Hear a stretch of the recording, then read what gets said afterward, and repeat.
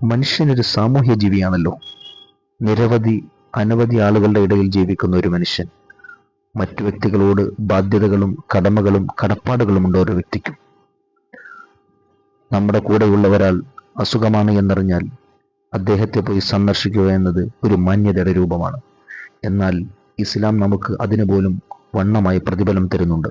മുത്തുനബി സല്ലല്ലാഹു അലൈഹി വസല്ലമ തങ്ങൾ നമ്മോട് പഠിപ്പിക്കുന്നുണ്ട്, ഒരു മുസ്ലിം മറ്റൊരു മുസ്ലിമിനെ രാവിലെ രോഗസന്ദർശനം നടത്തിയാൽ വൈകുന്നേരം വരെ 70,000 മലക്കുകൾ അവന് പൊറുക്കാൻ വേണ്ടി പ്രാർത്ഥിച്ചുകൊണ്ടേയിരിക്കും.